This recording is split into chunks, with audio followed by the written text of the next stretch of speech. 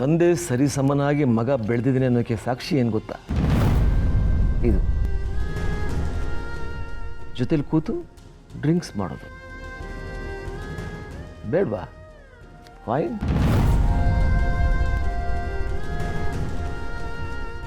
ಇಬ್ಬರು ಪಾಲು ನಾನೇ ಕುಡಿತೀನಿ. ಒಂದು ನಂದು, ಇನ್ನೊಂದು ನನ್ನ ಮಗನ ವೇಷದಲ್ಲಿರೋ ನನ್ನ ಶತ್ರುದು. ಏನೇ ಆದರೂ ನಿಮಗೆ ಬುದ್ಧಿ ಬರಲ್ಲ ಅಂತ ಪ್ರೂವ್ ಮಾಡಕ್ಕೆ ಬಂದ್ರ? ನಿಂತ್ಕೋ.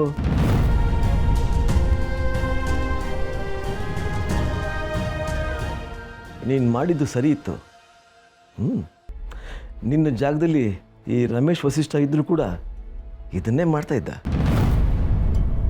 ನಿನ್ನ ದೇಹದಲ್ಲಿ ನನ್ನ ರಕ್ತ ಹರಿದೇ ಇದ್ರು ಸ್ಟೈಲ್ನಲ್ಲಿ ಮಾತ್ರ ಆಲ್ಮೋಸ್ಟ್ ಸೇಮ್ ಟು ಸೇಮ್. ತಂದೆನ ನೋಡಿ ಮಕ್ಕಳು ಕಲಿತಾರಂತೆ, ಅದು ನೀನು ಆಡಿದ ಅವತಾರ ನೋಡಿ ನನಗದು ಈಗ ಕನ್ಫರ್ಮ್ ಆಯಿತು. ಆದರೆ ಇಲ್ಲಿರೋ ಪ್ರಾಬ್ಲಮ್ಮು ಅದೇ ಅಲ್ವಾ? ನಿನ್ನ ಮೈಂಡ್ನಲ್ಲಿ ಯಾರ ರಕ್ತ ಹರಿತಾ ಇದೆ ಅಂತ ಯಾರಿಗೂ ಗೊತ್ತಿಲ್ಲ. ಆದರೆ ಅದು ಖಂಡಿತ ಒಳ್ಳೆ ರಕ್ತ ಅಂತೂ ಅಲ್ವೇ ಅಲ್ಲ. ಮೋಸ್ಟ್ಲಿ ನಿಮ್ಮ ತಾಯಿಗೂ ಗೊತ್ತಿಲ್ವೇನೋ ನಿಮ್ಮಪ್ಪ ಯಾರು ಅಂತ. ಅದಕ್ಕೆ ನಿನ್ನ ತಿಪ್ಪೆಗೆ ಬಿಸಾಕಿ. ನಮ್ಮ ಅಮ್ಮನ ಬಗ್ಗೆ ಮಾತಾಡಿದ್ರೆ ಸುಮ್ಮನಿರಲ್ಲ.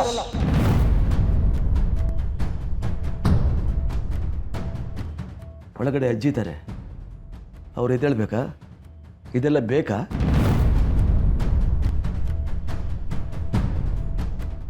ನಿಮ್ಮದು ದಪ್ಪ ಚರ್ಮ, ಸೊ ಎಂಥ ಪಾಠನೂ ತಲೆ ಒಳಗಡೆ ಹೋಗಲ್ಲ ಅಂತ ಆಯಿತು. ನಾನು ಎಷ್ಟೇ ತಿಳಿಸಿ ಹೇಳಿದ್ರು ನಿಮ್ಮ ಹಣೆ ಬರ ಬದಲಾಗಲಿಲ್ಲ ಅಂದರೆ ನಾನು ಏನು ಮಾಡ್ತೀನಿ ಅಂತ ನಿಮಗೆ ಗೊತ್ತಿದೆ. ಏನು ಹೇಳೋಕ್ಕೆ ಹೋಗಲ್ಲ, ಮಾಡ್ತಾ ಹೋಗ್ತೀನಿ. ಅದೇನೋ ಗಾದೆ ಇದೆಯಲ್ಲ, ಅದು ನಿಮ್ಮನ್ನು ನೋಡೇ ಮಾಡಿರೋದು ಅನಿಸುತ್ತೆ. ನಾಯಿ ಬಾಲ ಡೊಂಕೆ. ಮಾತು ಹದ್ದು ಮೀಡ್ತಾ ಇದೆ. ಬಂಗಾರ ಎದ್ಬಿಟ್ರೆ ಕಷ್ಟ ಅಲ್ವಾ? ನಿನ್ನನ್ನು ನೀನು ಸ್ಮಾರ್ಟ್ ಅಂದ್ಕೊಂಡಿದ್ಯಾ ಅಥವಾ ನೀನು ಮಾಡಿದ್ದೆಲ್ಲ ಸರಿದೆ ಅಂದ್ಕೊಂಡಿದ್ಯಾ? ನೀನು ಮಿಸ್ಟೇಕೇ ಮಾಡಿಲ್ವಾ? ನೀನು ಸುಳ್ಳೇ ಹೇಳಿಲ್ವಾ? ಯಾಕಪ್ಪ? ಯಾಕೆ, ಏನಾಯಿತು? ಸತ್ಯ ನಿನಗೆ ಗೊತ್ತಿಲ್ವಾ ಅಥವಾ ಮರ್ತೋಗಿದೆಯಾ? ಇರಲಿ, ನಾನು ನಿನಗೆ ಜ್ಞಾಪಿಸಿ ನಿಂದೆಲ್ಲ ಲಿಸ್ಟ್ ಮಾಡ್ತೀನಿ. ನಿತ್ಯನ ಮದುವೆ ಆಗಿದ್ದೀನಿ ಅಂತ ಸುಳ್ಳು ಹೇಳಿದೆ. ನಿತ್ಯ ಹೊಟ್ಟೆಲಿರೋ ಮಗು ಬಗ್ಗೆ ಸುಳ್ಳು ಹೇಳಿದೆ. ಲೋಕದೃಷ್ಟಿಯಲ್ಲಿ ನೀನು ಅಕ್ಕನ ಗಂಡ, ಆದರೆ ಚಕ್ಕಂದ ಆಡ್ತಿರೋದು ತಂಗಿ ಜೊತೆ. ಎಲ್ಲರ ಮುಂದೆ ನೀನು ಸತ್ಯ ಹರಿಶ್ಚಂದ್ರನ ತುಂಡು ಅಂತ ಪೋಸ್ ಬೇರೆ. ಆದರೆ ಇದೆಲ್ಲ ಆಗೋದಕ್ಕೆ ನೀವೇ ಕಾರಣ ಅನ್ನೋದನ್ನು ಮರಿಬೇಡಿ. So what? So what? ಹೋಗಿ ಇರೋ ಸತ್ಯನ ಎಲ್ಲರ ಮುಂದೆ ಹೇಳು, ಆಗತ್ತಾ? ಯಾರೂ ಕೇರ್ ಮಾಡಲ್ಲ. ನಾನು ಕೆಟ್ಟವನು ಒಪ್ಕೋತೀನಿ, ಅದು ಇಡೀ ಜಗತ್ತಿಗೆ ಗೊತ್ತು. ನಾನು ಹೀಗೆ ಮಾಡಿದೆ ಅಂತಂದರೆ ಯಾರೂ ತಲೆ ಕೆಡಿಸ್ಕೊಳಲ್ಲ. ಯಾಕೆ ಹೇಳು? 1000 ತಪ್ಪು ಮಾಡಿ ಒಂದು ಒಳ್ಳೆಯದನ್ನು ಮಾಡಿಬಿಟ್ರೆ ಜಗತ್ತು ಅವನ್ನ ಕ್ಷಮಿಸ್ಬಿಡುತ್ತೆ. ಅದೇ 1000 ಒಳ್ಳೆಯದನ್ನು ಮಾಡಿ ಒಂದೇ ಒಂದು ತಪ್ಪು ಮಾಡೋ ನಿನ್ನಂಥ ನಿಯತ್ತಿನ ನಾಯಿಗಳನ್ನ ಯಾರೂ ಕ್ಷಮಿಸಲ್ಲ. ಅಂದರೆ ಎಷ್ಟೇ ತಪ್ಪು ಮಾಡಿದ್ರೂ ಮುಂದೆ ಹೋಗ್ತಾ ಇರ್ಬೋದು ಅನ್ನೋ ದುರಹಂಕಾರ ಅಲ್ವಾ ನಿಮಗೆ? Yes, I am proud of it. That's nice. ರಾತ್ರಿ ಏರೋ ನಶೆ ಬೆಳಗ್ಗೆ ಆದರೆ ಇಳಿಲೇಬೇಕಲ್ವಾ? ನಿಮ್ಮ ಅಹಂಕಾರ ಇಳಿಸೋ ಕೆಲಸ ನನಗೆ ಬಿಡಿ. ನೀವು ಪಶ್ಚಾತ್ತಾಪ ಅಂತೂ ಪಟ್ಟೆ ಪಡ್ತೀರಾ, ಹಾಗೆ ನಾನು ಮಾಡ್ತೀನಿ. ಅಯ್ಯೋ, ಹಾಗೆಲ್ಲ ಮಾಡಬೇಡ ಕನ್ನಡ. ತುಂಬ ಭಯ ಆಗ್ತಾ ಇದೆ, ತುಂಬ ಭಯ.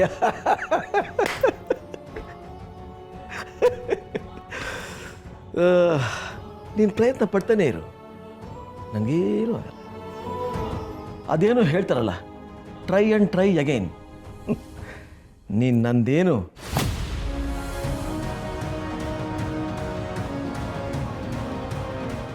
ಟ್ರೈ ಆ್ಯಂಡ್ ಟ್ರೈ ಅನ್ನೋ ಸಾಲು ಹೇಗೆ ಎಂಡಾಗುತ್ತೆ ಅಂತ ಗೊತ್ತಾ? Success will be main. ನಿಮ್ಮ ಬುದ್ಧಿ ನೆಟ್ಗಾಗೋ ತನಕ ಜಪ್ಪಯ್ಯ ಅಂದರೂ ಬಿಡೋ ಮಾತಿಲ್ಲ. ನನಗೆ ಈಗಷ್ಟೇ ಯಾರೋ ನೆನೆಸಿದ್ರು, ಕೆಟ್ಟ ವ್ಯಕ್ತಿ ತಪ್ಪು ಮಾಡಿದ್ರೆ ಜಗತ್ತಿನ ಬುದ್ಧಿನೇ ಎಷ್ಟು ಅಂತ ಸುಮ್ಮನಾಗುತ್ತೆ ಅಂತ. ಅದೇ ಒಳ್ಳೆ ವ್ಯಕ್ತಿ ಯುದ್ಧಕ್ಕೆ ಇಳಿದ್ರೆ ಪಾಪಿ ಕೂಡ ಪ್ರಶ್ನೆ ಮಾಡ್ತಾನೆ. ಯಾಕೆ ಗೊತ್ತಾ? ತನಗಿರೋ ಶಕ್ತಿ ಅಂದಾಜು ಅವನಿಗಿರಲ್ಲ. ಕರೆಕ್ಟ್. ಹಾಗಾದರೆ ನಿನ್ನ ಶಕ್ತಿ ಎಷ್ಟು ಅಂತ ಪರೀಕ್ಷೆ ಮಾಡೋಣ. ಯಾರು ವಿನ್ ಆಗ್ತಾರೆ ಅಂತ ನೋಡೇ ಬಿಡ. ಎಲ್ಲ ಲಿಮಿಟ್ ಮೀರಿರೋ ಈ ಕೆಟ್ಟ ವ್ಯಕ್ತಿನ ಅಥವಾ ಲಿಮಿಟ್ ಎಷ್ಟಿದೆ ಅಂತ ಗೊತ್ತಿಲ್ದಿರೋ ಈ ಸೋಕಾಲ್ಡ್ ಒಳ್ಳೆ ವ್ಯಕ್ತಿನ ಅಂತ ಪರೀಕ್ಷೆ ಆಗೇ ಬಿಡಲಿ. ನಿಮ್ಗೆ ಈ ಥರ ಹೊಡೆದಾಡೋದು ಇಷ್ಟ ಆದರೆ ಫೈನ್. ಇವತ್ತಿಂದ ಯಾರು ಪ್ರತಿ ಕ್ಷಣ ಭಯ ಪಡ್ತಾರೆ ಅಂತ ನಾನು ನೋಡ್ತೀನಿ. ಯಡಿಯೂರಪ್ಪ ಒಳ್ಳೆ ಮನುಷ್ಯನಾಗಿ ಬದಲಾಗೋ ತನಕ ನಾನು ಬಿಡಲ್ಲ. ಅದಕ್ಕೋಸ್ಕರ ನಿಮ್ಮ ವಿರುದ್ಧ ಹೋಗೋದಾದರೂ ಸರಿ. ಈ ದರ್ಪ, ಸೊಕ್ಕು, ಈಗೋ, ಆ್ಯಟಿಟ್ಯೂಡ್ ಇದೆಲ್ಲ ಇಳಿಸ್ತೀನಿ. It's my challenge. ತುಂಬ ಹೈ ರಿಸ್ಕ್ ತೊಗೊತಾ ಇದೆಯಾ ಕಾರಣ? ನಾನು ಡಾಕ್ಟರ್. ಹಾಸ್ಪಿಟ್ಲಲ್ಲಿ ದಿನ ಈ ಥರ ರಿಸ್ಕ್ ತಗೊಂಡು ಅಭ್ಯಾಸ ಇದೆ. ಯುದ್ಧಕ್ಕೆ ಇಳಿದ್ಮೇಲೆ ಗುಂಡು ಹೊಡೆದಿರೋಕ್ಕಾಗತ್ತಾ? ಎನಿವೆ, ನನ್ನ ಕಡೆಯಿಂದ ಆಲ್ ದಿ ಬೆಸ್ಟ್.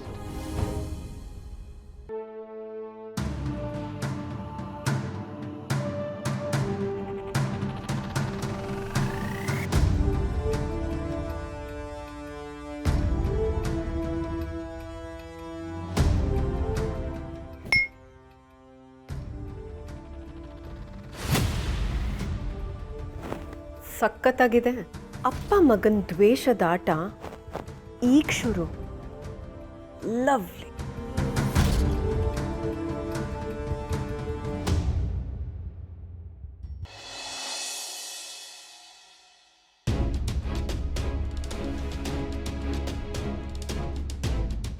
ಏನಣ್ಣ, ಕರ್ಣ ಮತ್ತೆ ಮತ್ತೆ ವಿನ್ ಆಗ್ತಿರೋ ಹಾಗಿದೆ.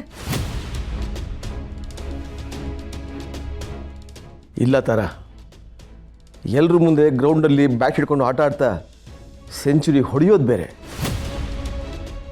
ಬ್ಯಾಟ್ ಹಿಡ್ಕೊಂಡು ಪೆವಿಲಿನಲ್ಲಿ ಕೂತ್ಕೊಂಡು ಕನಸು ಕಾಣೋದು ಬೇರೆ. ಇವೆರಡಕ್ಕೂ ತುಂಬ ವ್ಯತ್ಯಾಸ ಇದೆ. ಬಟ್ ರಿಮೆಂಬರ್ ಒನ್ ಥಿಂಗ್, ಅಲ್ಲಿರೋದು ಕರ್ಣ.